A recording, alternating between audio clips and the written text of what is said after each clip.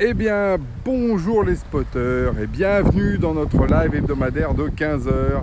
Et donc, voilà, je vous l'avais annoncé la semaine dernière, j'ai pas menti, voilà, vous voyez, on est de l'autre côté de la Terre. On est en Martinique pour être précis, voilà, une île, un dôme français qui est vraiment magnifique, vraiment, j'en profite même si c'est mon premier jour, mais vous voyez, déjà on est au rythme du pays. Et je suis donc de l'autre côté de la Terre, et comme un des amis me disait, Mathieu, il m'a dit attention, hein, il paraît qu'il y a une théorie comme quoi la Terre est plate. Alors déjà je vous le dis, la Terre est peut-être plate, mais en tout cas la Martinique est avant le trou, en tout cas d'un point de vue scientifique, je ne peux pas en dire plus. Voilà un sujet de fake news déjà à décrypter. Et alors moi justement je voulais vous parler que ça a été quand même un long voyage, comme vous le savez, c'est quand même 8h30 de vol, mais en fait non, on a mis plus de 12 heures pour venir là. Et l'occasion pour moi justement, toujours avec mon regard autour du numérique, décrypter un peu une des problématiques classiques de collaboration et de communication qu'on peut retrouver dans un aéroport. Alors nous voilà à Orly, hein, je vous rappelle, on doit partir en Martinique tranquillement, le vol est prévu pour 13 heures. Et là, ça dure. Premier décalage, deuxième décalage. Et alors là, vous voyez, qu'est-ce qui se passe évidemment? Vous avez une file de... C'est un énorme avion, hein, c'est un 747, il y a d'ailleurs moins, je sais pas, 300 personnes, 400 personnes, peut-être plus, 500 je crois même, qui sont là, qui attendent. Et évidemment, pas d'informations. Alors vous avez des gens qui parlent comme ça, qui se disent des choses. Vous avez des gens qui sont derrière le desk là, qui ont des informations parcellaires. Et en fait, d'ailleurs, moi je suis allé voir à un moment donné, parce que moi je suis toujours curieux, vous savez. Et on vous apercevait qu'il y en a un qui a une information A et que le deuxième, derrière le desk, a une deuxième information, comme quoi ce serait une pièce, que non, ce serait à cause d'une histoire d'un avion qui a pris la place. Enfin. Et alors là, vous voyez, le premier problème, hein, c'est la collaboration interne. Combien d'équipes aujourd'hui n'ont pas l'information de crise? Il y a un problème et en fait on ne dit rien, on n'explique pas, on ne dit pas oh là là qu'est-ce qui se passe, pourquoi il y a un problème, on ne dit rien. Et donc à partir de là on se retrouve avec une vraie problématique de fond qui est que la collaboration n'est pas du tout assurée. Bon, ok. Deuxième sujet, c'est qu'ensuite du coup communication.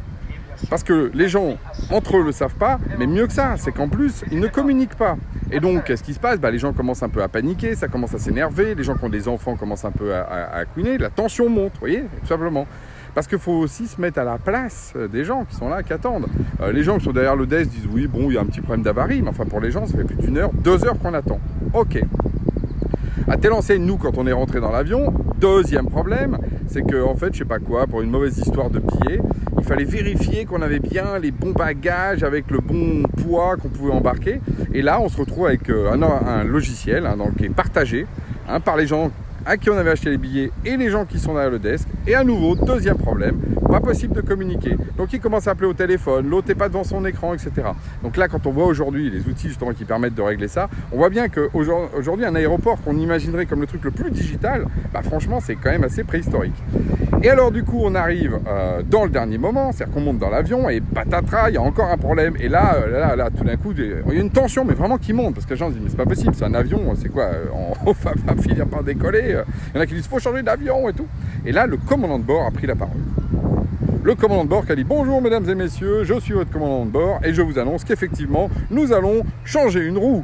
Et là, tout le monde un peu tétanisé, il dit, mais oui, j'ai 16 roues, donc on en change une, ne vous inquiétez pas, j'en ai encore plein sous le capot, et ça ne durera pas plus longtemps que si c'était sur le bord de la route. Il fait une blague, il nous rassure, et tout d'un coup, la tension est retombée en 2 minutes. Les gens, évidemment, ont rigolé de cette bonne blague de notre capitaine. On a encore attendu 20 minutes, et on est parti.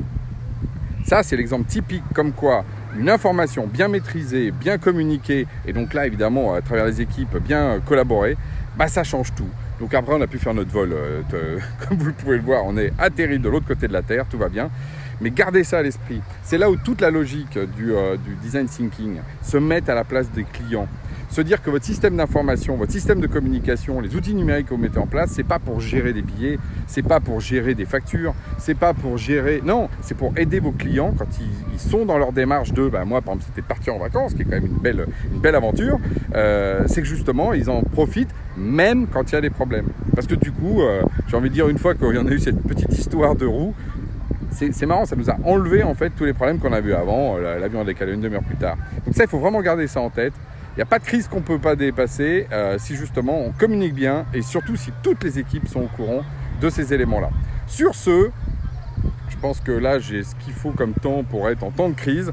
Je vais aller méditer tout ça et je vous donne rendez-vous peut-être, comme je vous l'ai dit, à la semaine prochaine. Ça dépendra des conditions météo, de mon humeur et du fameux rhum. Mais là, il était un peu tôt, c'est quand même 10 h du matin, donc je n'avais pas encore attaqué. Sur ce, bonjour à la métropole, bonjour au Dom-Tom et au reste du monde. À la semaine prochaine.